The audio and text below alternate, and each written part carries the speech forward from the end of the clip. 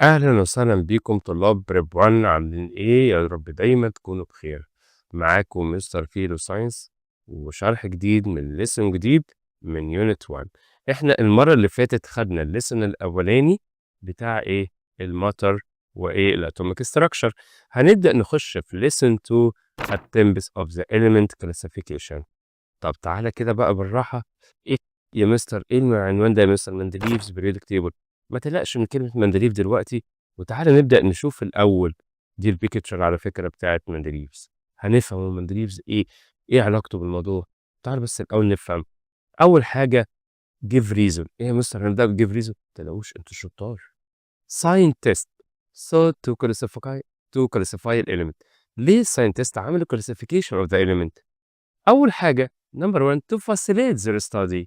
number two find the relationship between an element and their physical and chemical properties. خلي بالك هنا يبقى الساينتست بدأوا يعملوا يا مستر classification of element in order to facilitate their study, find the relationship between element and their physical and their chemical properties.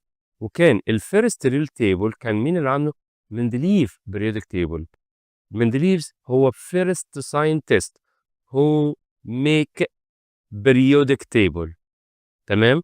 طب تعالى بقى نشوف مندليف عمل ايه. مندليف arranged the element in an ascending order.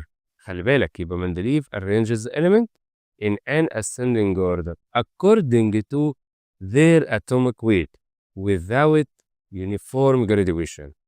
يبقى مندليف عمل arrange للإليمنت in an ascending order according to atomic weight without uniform graduation form. اوكي ماشي، بس خلي بالك بقى from moving left to right. لما بدأ يمشي في التيبل بتاعه from left to right in horizontal row he discovered that. اكتشف ايه بقى؟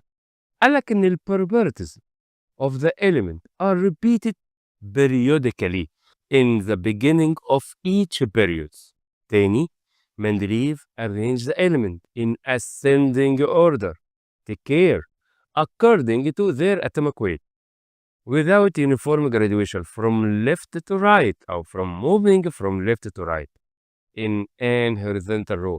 He discovered that the properties of the element are repeated periodically in the beginning of each period.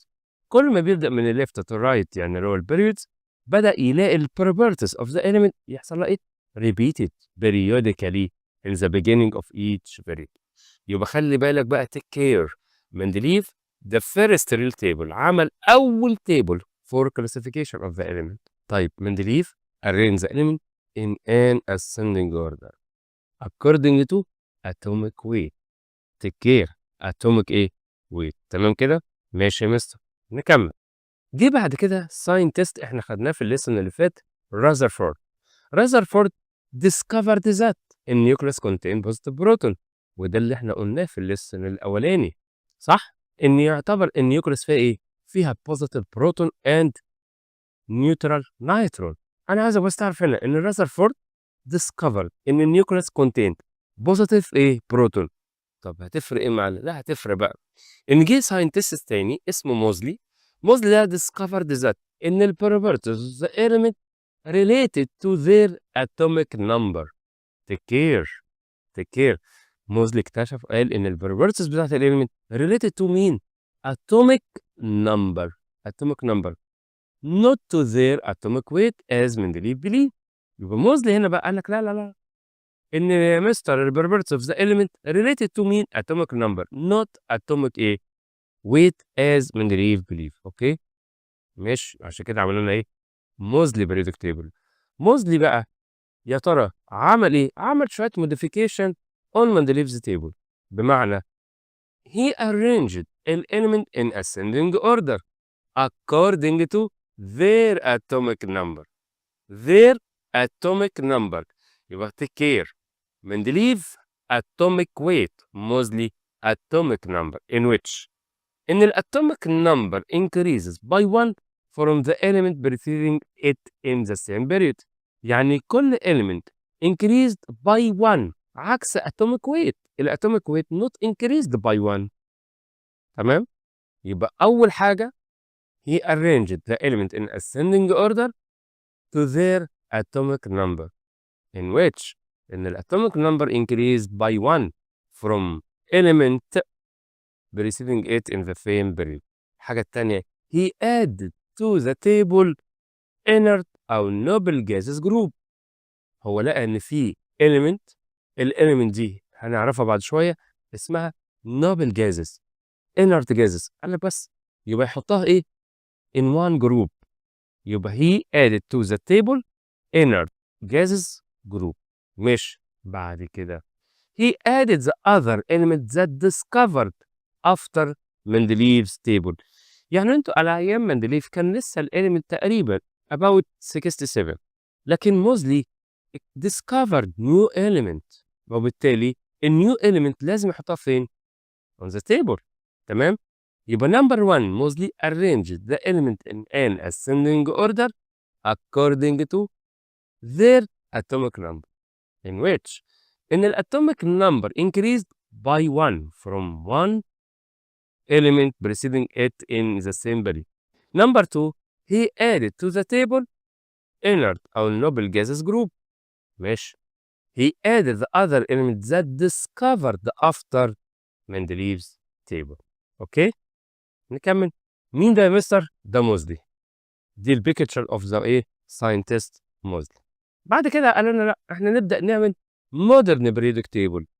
Mendeleev table had some limitations so the scientists developed it and according to ان element rearranged بقى بدأوا يا مستر يعملوا لنا ياخدوا الاليمنت يعملوا لنا rearrange تاني النيو تيبل. بدأوا يعملوا يا مستر نيو تيبل named it modern periodic table. يبقى الساينتست بدأوا يعملوا develop وبدأوا يشوفوا properties of the element وبدأوا يعملوا لنا تيبل جديد اسمه modern periodic table.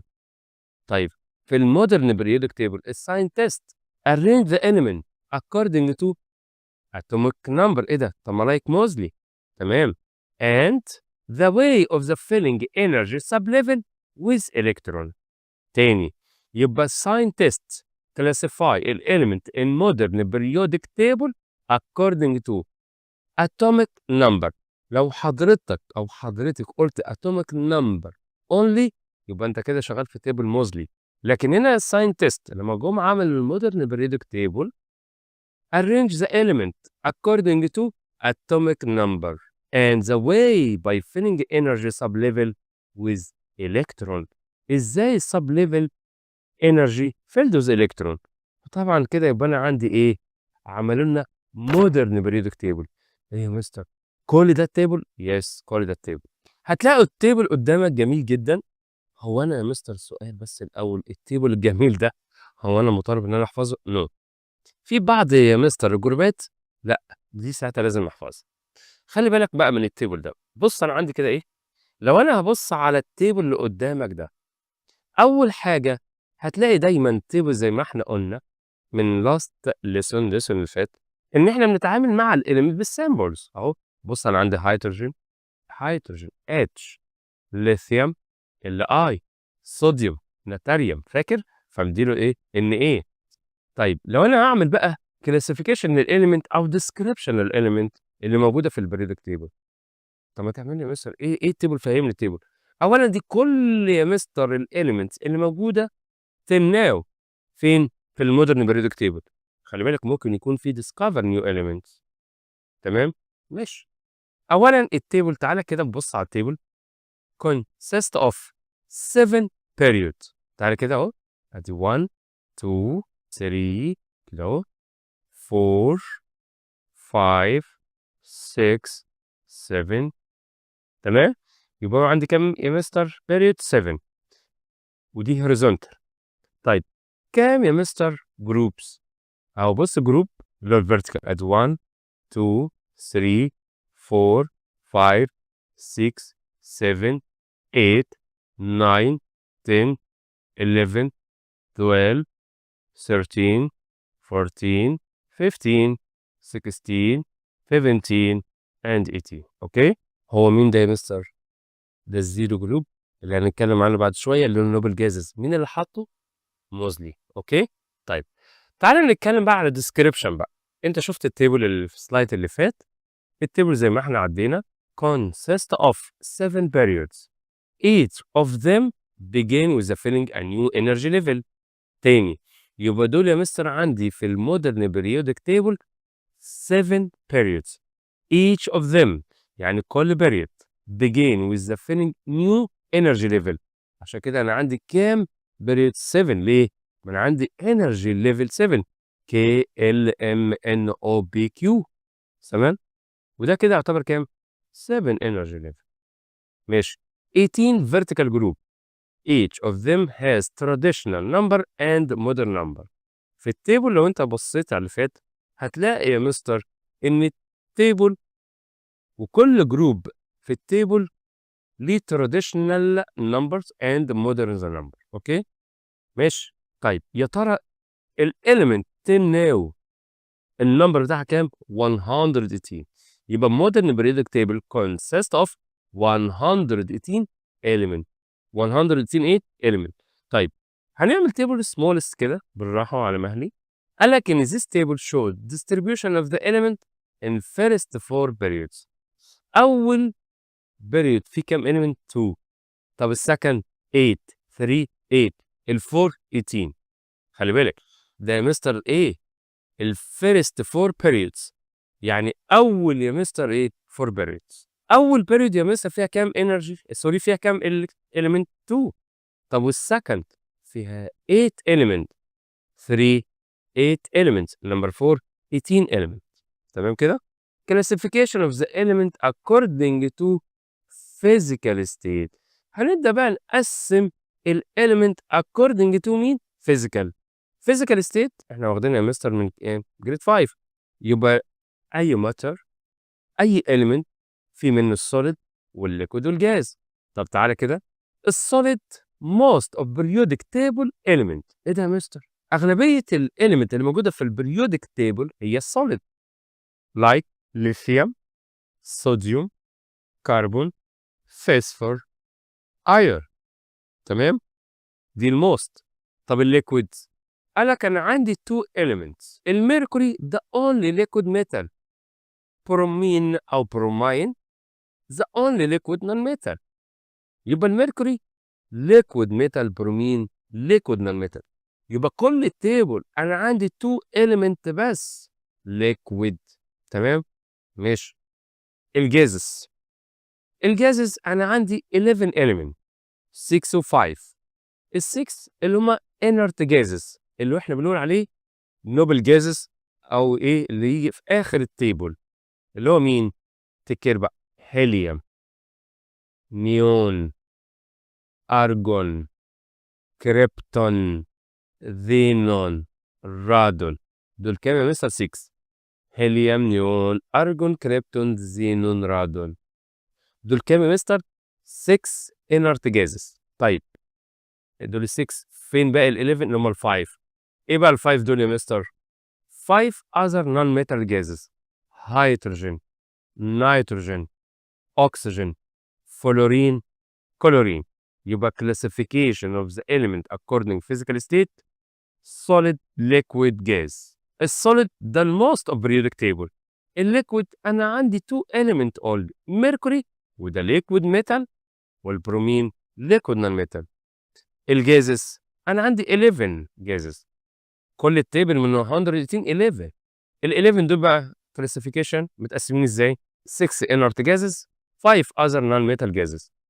ال 6 inert gases ممكن نقول 6 noble gases are helium neon argon كريبتون زينون رادون. طيب ال 5 other non-metal هيدروجين نيتروجين oxygen فلورين كلورين. اوكي كده سهله.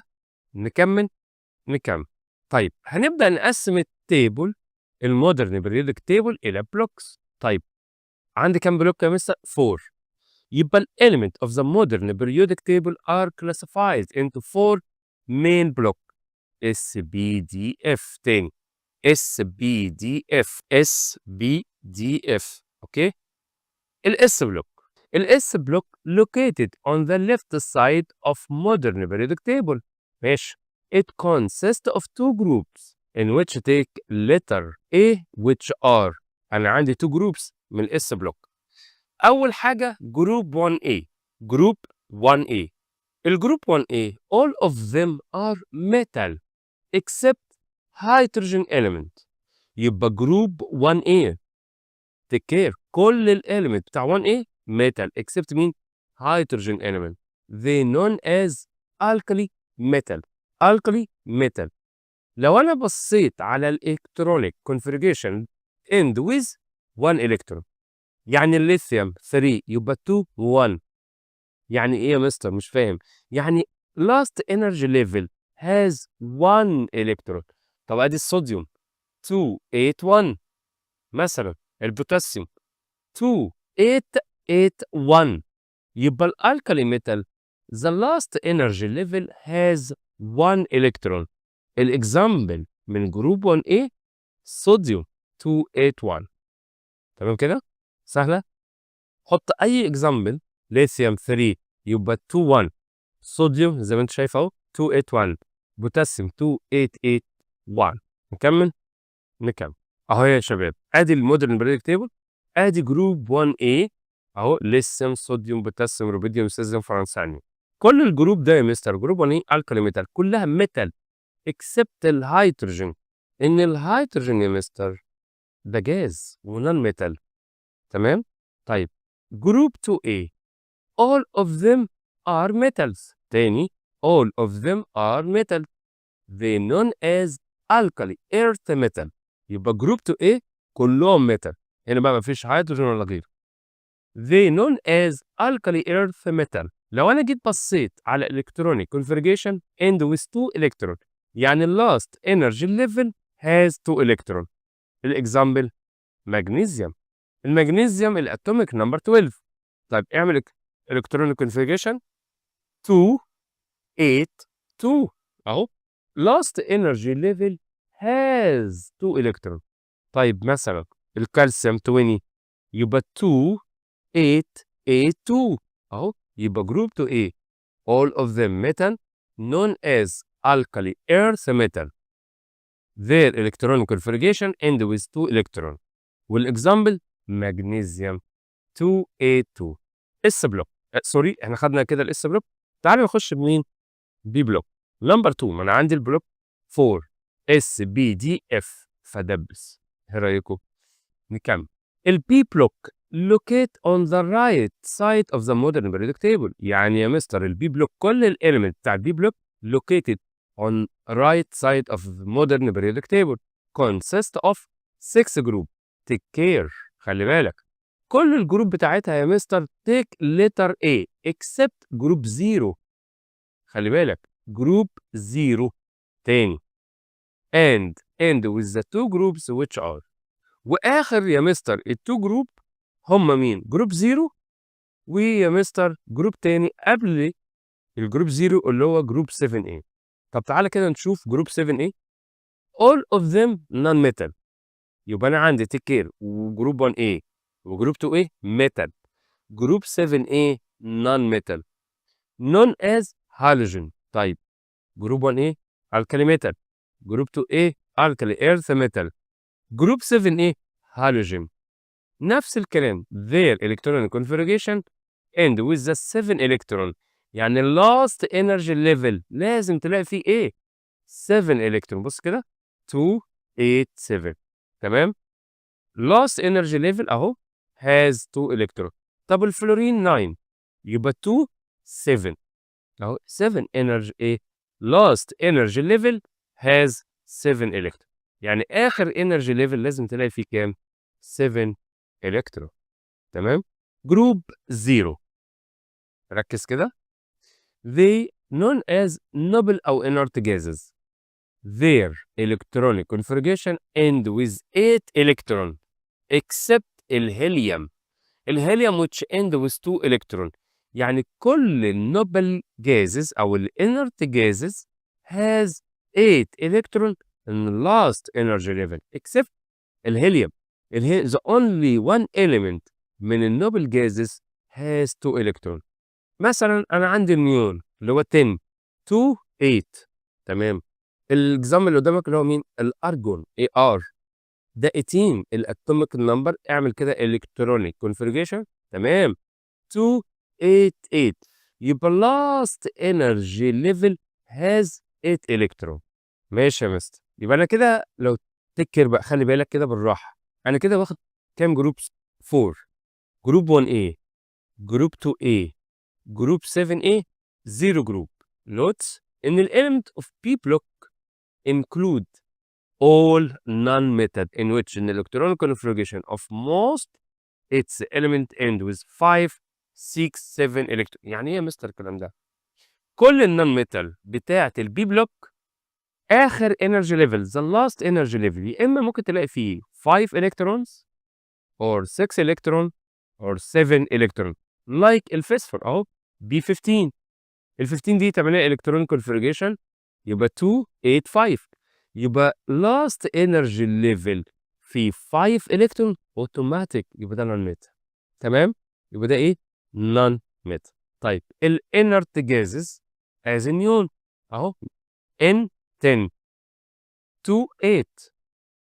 ماشي. ده انت يعني بيقول لي البي بلوك هتلاقي منها النون ميتال وهلاقي منها مين؟ الانرت جازز لايك نيون and some other metal as aluminum.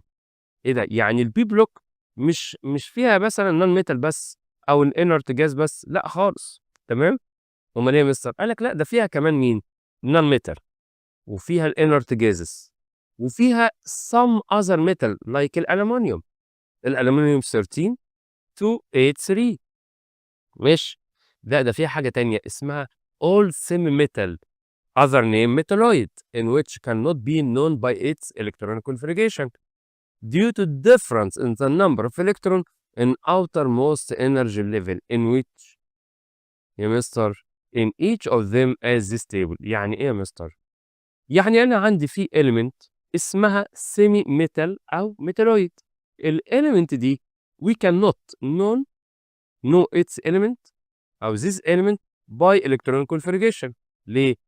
due to difference in the number of electron in outermost energy level. يعني مثلا عندك البرون. البرون ده اهو بص كده هو يا مستر كام؟ خلي بالك في 5 يا مستر اتوميك نمبر. اعمل الكترون كونفيجريشن يبقى اول يا مستر اهو 2 و3. يبقى اول فيرست انرجي ليفل بياخد 2 الكترون وبعد كده يا مستر كام؟ 3. ماشي. يبقى النمبر بتاع الجروب 3A. طيب ماشي يا مستر. تيجي تبص عليه ايه ده في 3 الكترون ممكن يكون ميتال زي الالومنيوم مثلا. قال لك لا ده في بروبرتيز ميتال والنون ميتال عشان كده سميناه ايه؟ ميتالويد. السيليكون عنده يا مستر 3 بيريود يعني 3 انرجي ليفل. تمام ماشي. لاست انرجي ليفل هاز 4 الكترون فالنمبر اوف جروب 4A. تمام. طب النمبر اوف الكترون اوتر موست انرجي ليفل في 4. طب ده ايه؟ ميتالويد في الجرماني وهكذا بقى. يبقى انا عندي في element ما تقدرش تقول عليها مثلا ميتال ونون ميتال لانها هاز بروبرتيز اوف ميتال والبروبرتيز نون ميتال كولد ميتالويد.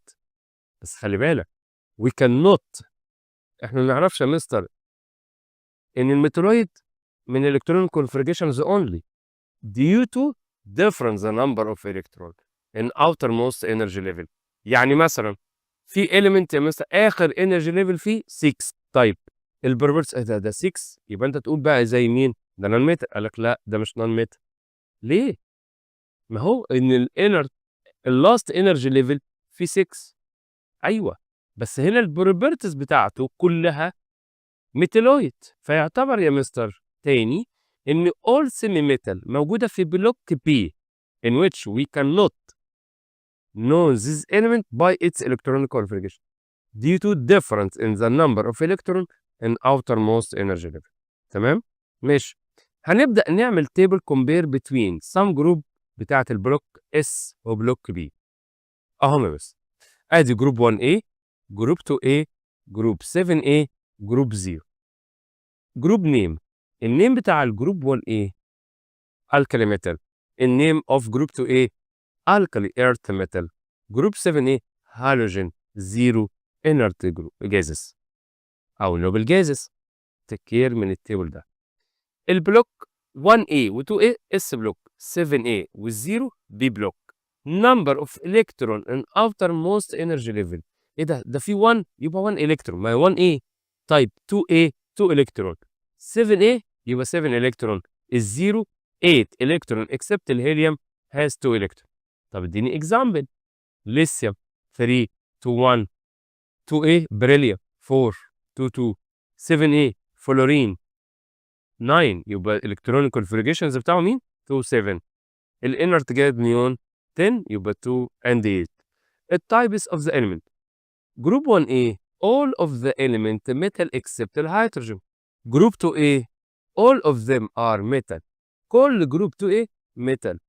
Group 7A all of them are non-metal. Group 0 all of them are inert gas. يبقى metal non-metal inert gas. بس take care ان جروب 1A كلهم metal except مين؟ الهيدروجين. تمام؟ خلي بالك من التيبل ده very very important، مهم جدا. احنا قلنا يا مستر انا عندي 4 بلوك. البلوك يا مستر S B D F. طيب نمبر 3 في البلوك D بلوك located on the middle of the modern periodic table، يعني في النص. separated between element of S block اللي موجود على الليفت والايلمنت اللي مستر of B block on the right. يعني ال D block بتفصل الاس بلوك عن الايه؟ البي بلوك. ليه؟ اصل هي موجوده in the middle، والاس بلوك left side والبي بلوك right side. كل الدي بلوك all of them are metal. It started to appear بتظهر من امتى؟ period 4. They known as transition element. اهو بص اهو ادي الدي بلوك، بص اهو في النص in the middle between الاس بلوك والبي بلوك. تمام كده؟ separated بتفصل between الاليمنت بتاعت اس بلوك يعني من الليفت سايد والبي بلوك اللي هي الرايت سايد. all of them كل يا مستر كل الدي بلوك او اسمها ايه؟ يا مستر ترانزيشن اليمنت start from period 4. بتبدا من اول period كام؟ period 4 اهو ادي period 1 period 2 period 3 period 4. اوكي نكمل. اف بلوك located below modern periodic table. يبقى الاف بلوك موجوده تحت التيبل لانثانايد اند اكتينايد. all of them are metal. كل الاف بلوك metals. بس خلي بالك بقى من كل التيبل اللي انت شفتوه periodic table reflect electronic configuration of the atom. ليه يا مستر؟ قال لك ان الالكترونيك configuration of the most metal end يا اما ب 1 or 2 او 3 الكترون، يعني last energy level اخر energy level. ممكن تلاقي فيه 1 يبقى metal، لقيت فيه 2 يبقى ايه metal، لقيت 3 برضه metal. طيب electronic configurations of the most non-metal end with 5 or 6 or 7 electron. يعني النون metal اخر energy level لقيت فيه 5 electron يبقى non metal or 6 electron برضه non metal 7 non metal. Electronic configuration of 4 inert gases end with 8 electron. أي يا شباب energy level has 8 electron، بس خلي بالك لازم يكون last energy level. مش تقول لي الفيرست وفي السكند وفي الثيرد تقول لي ده يا مستر، لا مش كده خالص. انت دايما تبص على last energy level. اذا لقيت فيه 8 الكترون يبقى ده على طول مين؟ inert gases. بس بشرط الهيليوم the only one inert gas last energy level هو اصلا عنده 1 يا مستر، عنده كام؟ 2 الكترون. تمام؟ يبقى الميتال يا اما 1 يا 2 يا 3، النون ميتال 5 6 7، الانرت جازز 8. اوكي؟ طيب periodic table and electronic configuration of the element. take care بقى. ايه يا مستر الكلام ده؟ بص هو بيديك اكزامبل. الليثيوم 2 1، صوديوم 11 2 8 1، البوتاسيوم 19 2 8 8 1. ده كده يبقى ايه؟ جروب 1 ايه؟ وميتال. هنا البريليوم 2 2، مغنيسيوم 12 2 8 2، كالسيوم 22 8 8 2، إيه ده آخر energy level فيه 2 يبقى برضه metal. الألمونيوم 13 283 بس take care. أعرف يا مستر إزاي إن الإيليمنت موجود في التيبل في الجروب البريد؟ هقول لك بص بالراحة كده. لو الليثيوم 3 اعمل الكترونيك كونفيجريشن. أول انرجي ليفل ياخد 2 الكترون، فاضل كام 3 1. تمام كده؟ يبقى عد الانرجي ليفل كده كام 2، يبقى السكند بيريد اللي هي بيريد 2. طب جروب آخر انرجي ليفل فيه 1 يبقى 1 A. طب الألمنيوم 13 اعمل الكترونيك كونفيجريشن 283 يبقى عندي كام انرجي ليفل 3 يبقى بيريد 3. الجروب بص على اخر انرجي ليفل فيه كام 3 الكترون يبقى 3A. طيب نيتروجين 7 2 5 يعني اخر انرجي فيه 5. فوسفور 15 2 8 5 يبقى ده ايه نون ميتال.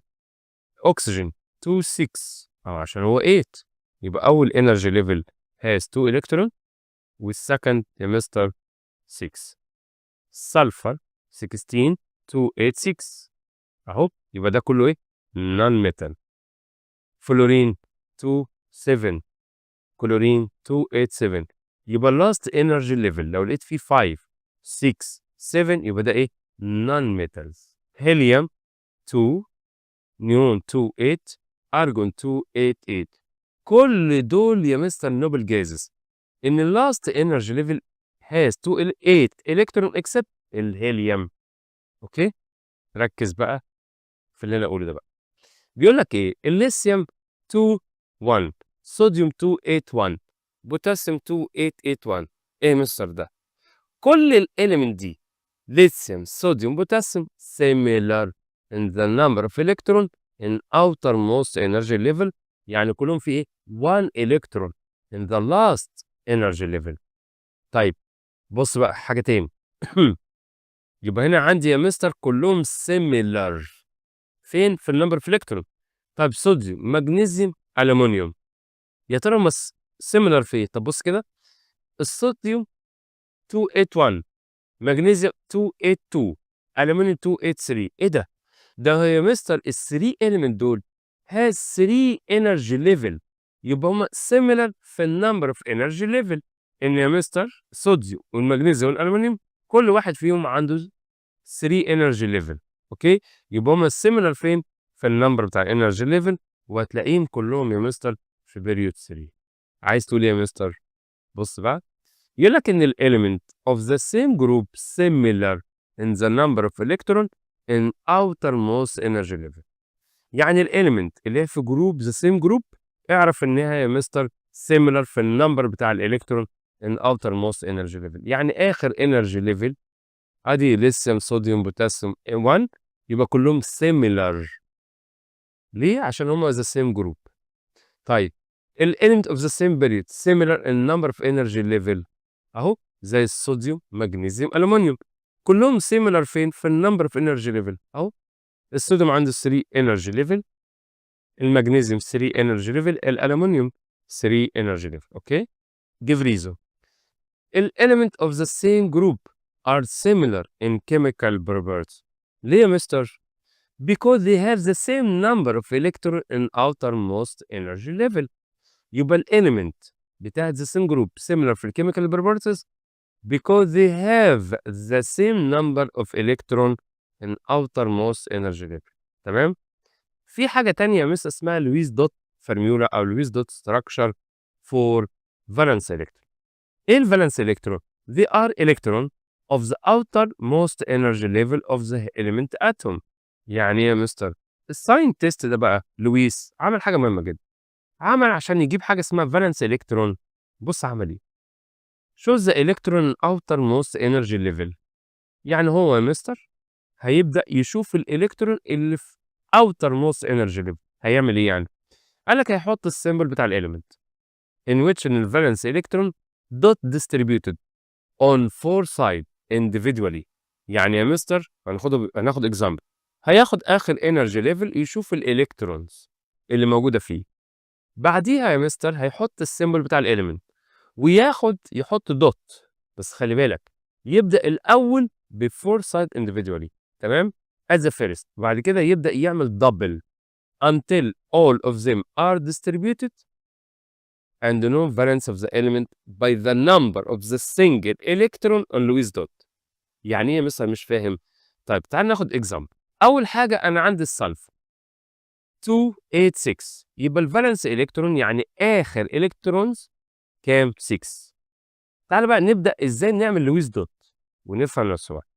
اول خطوه السلفر السيمبل بتاعه اس، انا عندي 6 هناخد ال 6 دول نوزعهم دوت. اول واحد دوت اهي يبقى خدت 1 من ال 6 بقى 5.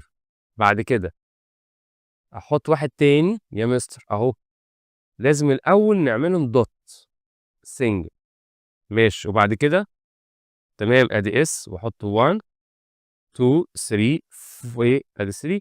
وبعد كده يا مستر كام؟ 4. تمام كده. فاضل كام بقى من ال 6؟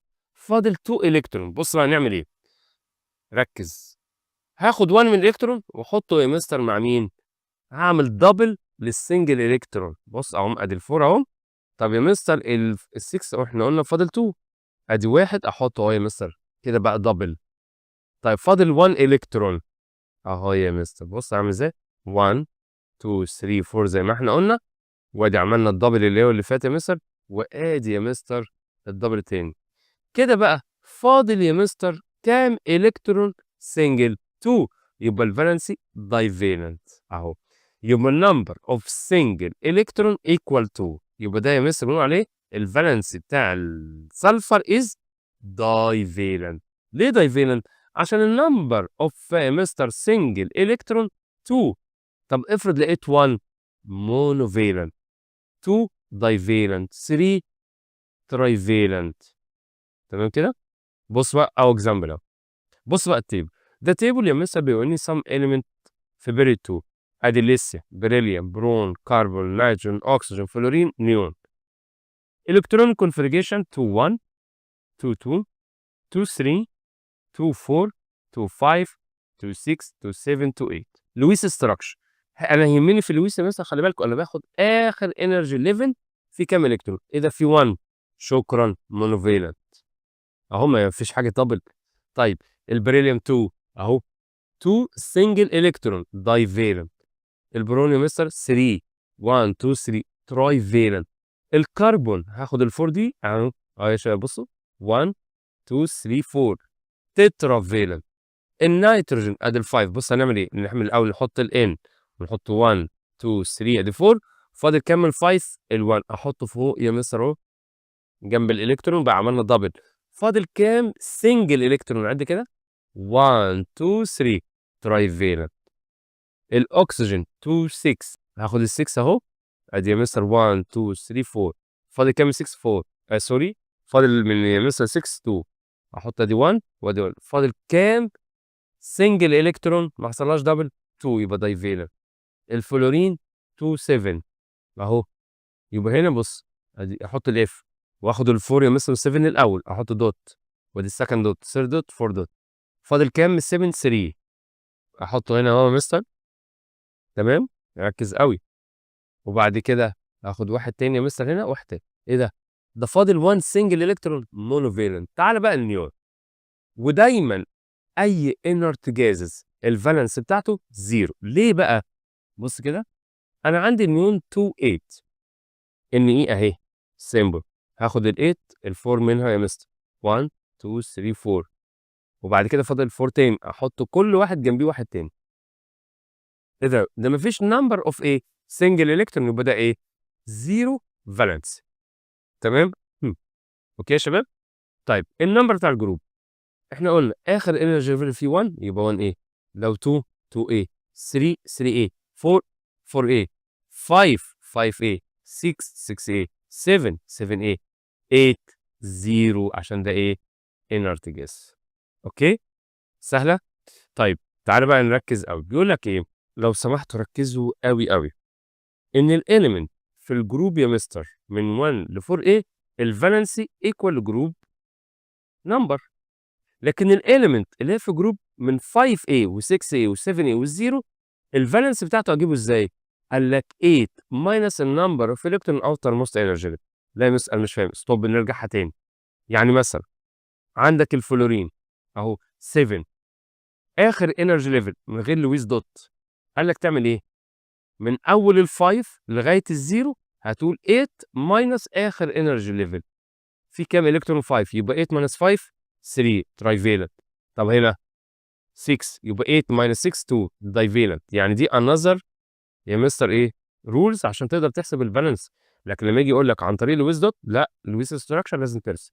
طب هنا الفلورين في كام؟ 7، يبقى 8 ماينس 7 1 مونوفالنت. طب النيون 8 ماينس 8 0. فهمتوا القصه؟ لكن جروب 1A و2A و3A و4A اهو انت بتشوف يا مستر اخر انرجي ليفل 1 يبقى الفالنس مونوفالنت، 2 دايفالنت، 3 ترايفالنت، 4 تترافالنت. اوكي؟ سهله؟ فهمتوها كده؟ طيب تعالى بقى ناخد سؤال جيف ريزون. ان الفالنس بتاعت النوبل جازز equal 0 او because its outermost energy level saturated with electron. ازاي يا مستر اطلع اللوكيشن بتاع الاليمنت في الجروب والبريد؟ بص بيقول لك ايه بقى؟ the number of energy level occupied the electron يبقى indicate بريد number زي ما انا قلت لك. انت تعد الانرجي ليفل، لو لقيت انرجي ليفل 3 يبقى بريد 3، لقيت انرجي ليفل 2 يبقى بريد 2. طيب ازاي اطلع الايه الجروب النمبر بتاع الالكترون اوتر موست انرجي ليفل؟ اخر انرجي ليفل شوف فيه مثلا لقيت 1 يبقى جروب 1A، لقيت 2 2A، 3 3A، 4 4A، 5 5A، 6 6A and so on. اوكي؟ سهله؟ ده هنا يا مستر هسيبه لكم كده يا مستر عشان ايه؟ نبدا نشوف يا مستر الهاتف. بص بقى، خلي بالك من حاجه مهمه جدا، ان الهيليوم is the only inert gas electron configuration end with 2 electron not 8 electron. تعالى كده بقى يا مستر نبدأ نقول ادي الهيدروجين، يبقى هعمل انرجي ليفل في 1 الكترون. كم انرجي ليفل في 1؟ البريد 1. اوتر موست انرجي ليفل في 1 الكترون يبقى جروب 1 ايه؟ الاس بلوك لويس اتش، ويا مستر احط 1 يبقى الفالنس مونوفالنت. الصوديوم 2 8 1 يبقى عنده كم انرجي ليفل؟ 3. بيريود يا مستر 3 تمام.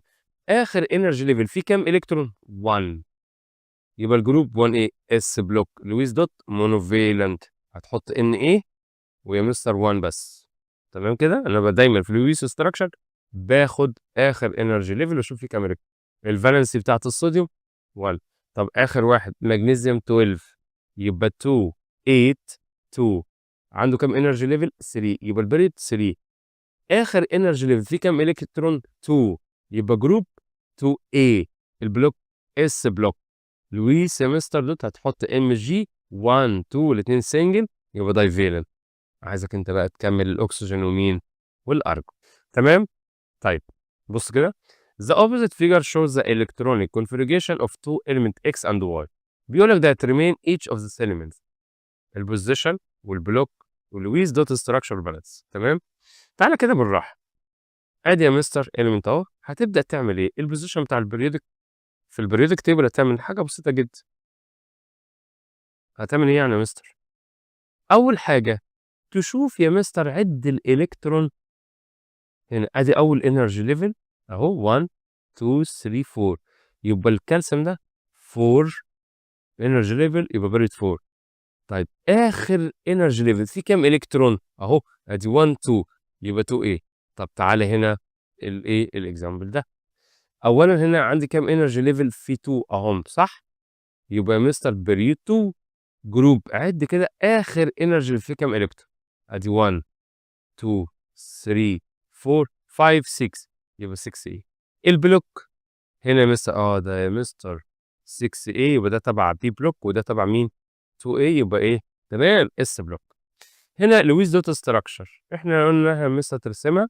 ادي يا مستر ادي الاليمنت اكس مثلا اللي هو يا مستر هنا، واخر انرجي ليفل فيه 2 يبقى تحط الاكس والدوت هنا ودوت هنا. هنا في 6 الاو اللي هو مين؟ الواي. يبقى 1 2 3 4 وهتحط هنا واحد تاني واحد تاني. هيفضل لي يا مستر 2 الكترون. خلي بالك الفالنسي الاثنين ضايفين. طيب بيجي بعد كده يقول لك question number 2 classify this element in two groups. ليثيوم نيون صوديوم ارجون بس عادي جدا.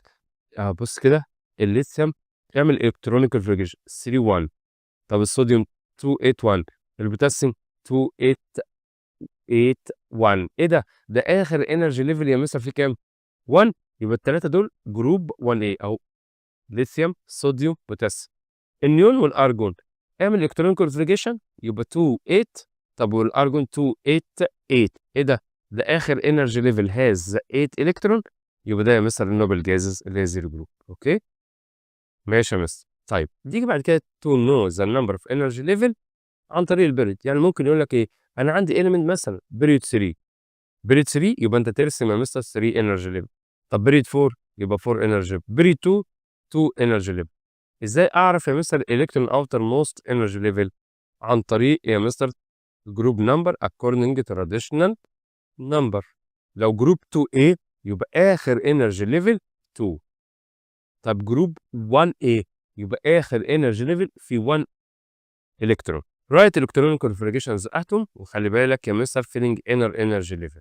بعديها اعمل يا مستر السم اوف ذا الكترون روتيت ان انرجي ليفل. يبقى انت كده هتعمل النمبر بتاع الاتوميك نمبر. ازاي اطلع الاتوميك نمبر؟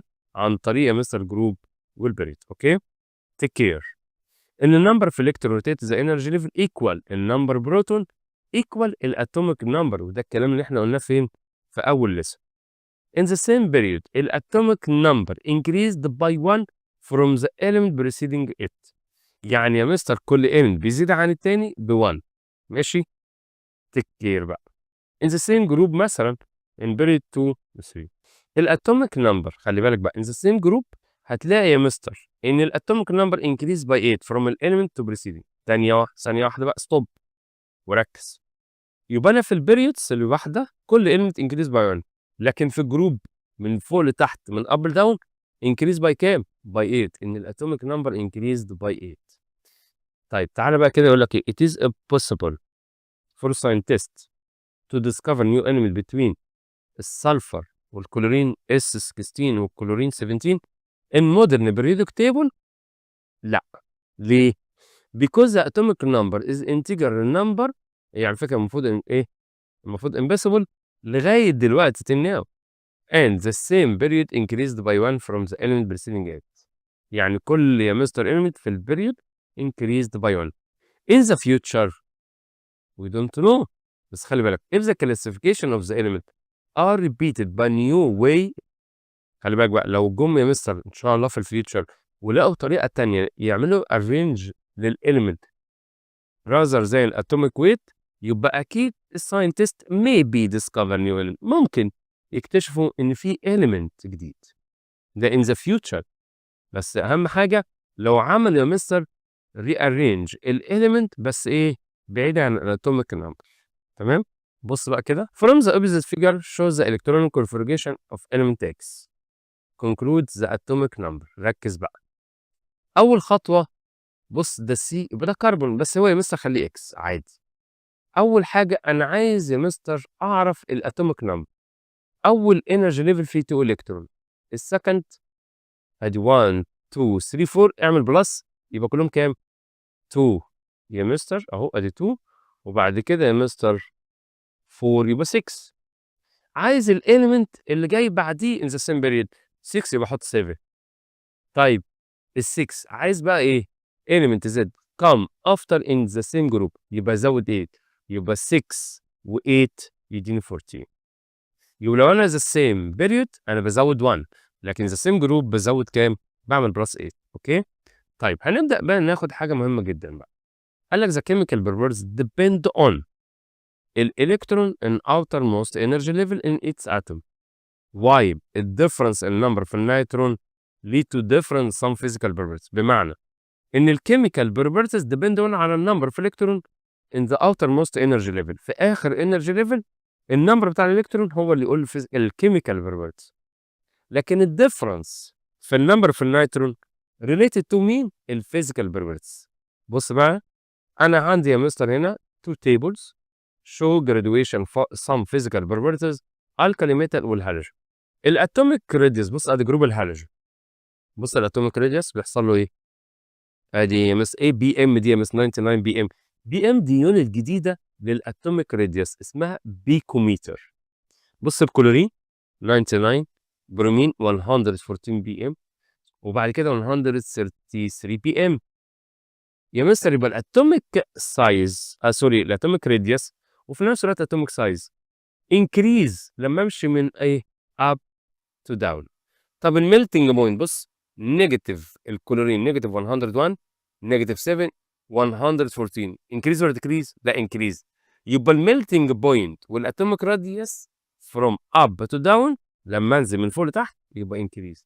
البويلنج نيجاتيف 34 59 184 ايه ده؟ يبقى الثلاثه دول انكريز. يبقى خلي بالك بقى الكلورين عامه والبرومين والايودين والهالوجين عامه الاتوميك راديوس والميلتنج بوينت والبويلنج بوينت انكريز فروم اب تو داون. تمام كده؟ طيب تعالى بقى جروب الكالي ميتال اللي هو جروب 1 ايه. بص الاتوميك راديوس ادي ليثيوم صوديوم بوتاسيوم. الاتوميك راديوس بيحصل له ايه؟ ايه مثلا 157 بي ام، الصوديوم 191 بي ام 235 بي ام. ايه ده انكريز. طب تعالى الميلتنج بوينت 181 98 64 ايه ده بيحصل له ديكريز. البويلنج بوينت 1347 883 774 ايه ده يا مستر؟ ده الميلتنج بوينت والبويلنج بوينت بتاعت الالكالي ميتال ديكريز باي انكريزنج الاتوميك نمبر والاتوميك راديوس انكريز. ايه ده؟ يبقى الهالوجين تكير كل حاجه فيه انكريز الاتوميك راديوس الميلتنج بوينت البويلنج بس بشرط when we go يا مستر up to down. الالكالي ميتال ايه الوحيد اللي بيزيد لما اب داون؟ الاتوميك راديوس. الميلتنج والبويلنج ديكريز. سهله تيك كير. الاتوميك راديوس خلي بالك increases in the same group by increasing atomic number from top to يا مستر ايه bottom. تيك كير. حاجه تانية طب الميلتنج بوينت يبقى من الاخر كده لما امشي يا مستر في الجروب اذا كان بقت هالوجين او جروب 1A الاتوميك radius increase by increasing atomic number from top to bottom. الميلتنج والبويلنج بوينت هنا بقى دي بقى اختلاف تيك كير. في الالكالي ميتال الاتوميك نمبر انكريز لكن الميلتنج بوينت والبويلنج بوينت ديكريز in the same group by increasing atomic number. في الهالوجين الميلتنج بوينت and the boiling point increase in the same group by increasing atomic number from top to the bottom. خلي بالك يبقى في الهالوجين الميلتنج بوينت والبويلنج والاتوميك راديوس increases بس بشرط from top to bottom. لكن يا مستر الاتوميك راديوس في جروب 1A increase والاتوميك راديوس increase لكن الميلتنج والبويلنج بوينت في جروب 1A decrease.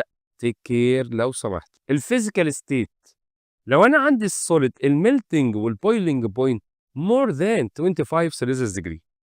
طب الليكويد ميلتنج بوينت بتاعته less than 25 لكن البويلنج بوينت more than 25 سيلسيوس ديجري.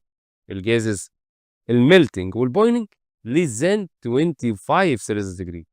عشان كده جيف ريزون الميلتنج بوينت والبويلنج والليثيوم والبوتاسيوم جريتر ذان الروم تمبريتشر. ليه ازيد؟ بسبب ان الليثيوم والبوتاسيوم الاثنين ايه؟ both of them solid in room temperature. طب الكلورين يا مستر جاز هقول لي بيكوز ان الميلتنج والبويلنج بوينت less than 25 سيلسيوس ديجري. ده هنا يا مستر دي ريليشن between الفيزيكال ستيت and الميلتنج والبويلنج بوينت according room temperature. ولو سمحت اشمعنى يا مستر روم تمبريتشر خلينا 25؟ دي النورمال. الساينتست اتفقوا لا تكون درجه حراره عاليه قوي ولا قليله قوي. اوكي جيف ريزن الميلتنج بوينت والبويلنج لسه بقول لكم عليها اهو of chlorine less than room temperature or because it is a gas in room temperature. الchemical activity take care in the alkali metal and alkali earth metal. الchemical activity بتاعة الميتال increase in the same group by increasing atomic number from top to bottom. يعني كل ما بنزل يا مستر من التوب للبوتوم الميتال تبقى مور اكتف. مور ايه اكتف. طب انا عندي جروبين جروب 1A وجروب 2A مين اللي هيكون مور اكتف؟ قال لك بص بقى الكيميكال اكتيفيتي في الكالي ايرث ميتال less than الكيميكال اكتيفيتي في ايه الكالي ميتال. يعني جروب 2A less active from جروب 1A. او ممكن اجيبها بطريقه العكس ان جروب 1A more active than جروب 2A. بص كده تمام ده في جروب 1A و 2A. أهو أنا عندي يا مستر ليثيوم، صوديوم، بوتاسيوم، روديوم، سيزيوم. بُص السيزيوم إن الليثيوم less reactive metal، لكن يا مستر السيزيوم the most active metal. take care. خلّي بالك إن الليثيوم أقل less active metal أو least. السيزيوم لا بقى، السيزيوم يا مستر most active metal. take care. السيزيوم في جروب 1A هو most active metal. طيب في الهالوجين بقى جروب 7A اعكسها بقى. الchemical activity of non-metal decrease in the same group by increasing atomic number from top to bottom. بمعنى أنا عندي فلورين، كلورين، برمين، أيودين. مين اللي هيكون more active؟ قال لك الفلورين. ليه بقى؟ إن أنا لمّا أنزل من فوق لتحت الchemical activity decrease بتاعة الnon-metal. يعني الفلورين the most active non-metal. الأيودين least active non-metal. خلّي بالك الليثيوم least active metal، لكن السيزيوم most active metal. الفلورين most active non-metal، لكن الleast active non-metal أيودين. تمام كده يا شباب؟ إيه رأيكم؟ إحنا كده يا شباب خلّصنا lesson 2. عندك أي question أي comment اكتب لي على الpage بتاعتنا على الفيسبوك أو على اليوتيوب، هارُد عليك على طول.